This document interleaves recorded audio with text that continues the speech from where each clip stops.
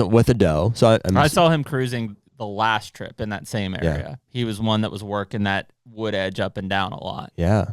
Yeah. So he seemed kind of over it.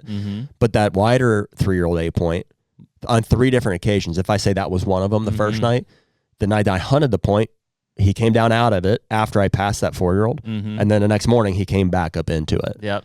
And he also was the one that was satelliting that big one that you had an encounter with. Constantly. Like he was there. So he still had a taste of it. Yeah, he was still hoping. Which is really interesting. Yeah, I mean, same age class. Assume it's just hierarchy. Like Maybe. shuffled out. That other 8's probably like, I'm the low man on the totem pole in the 3-year-old group here. Yeah.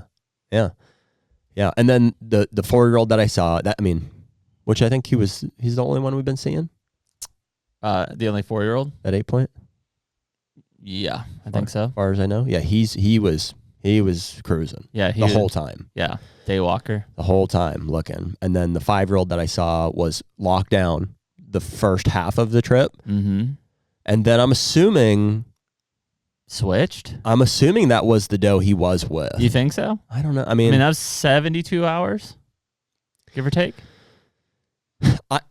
I don't know if this is correct or not, but if I had to pick what the dynamic was, I think that was the same doe, and I think she just got up and was like, "Hey, we're done here," and he's like, "I don't." Yeah, she's like, "I'm going to eat." He wasn't ready to give her up yet. He's like, "Well, maybe I'll come with." Yep, exactly. Yeah.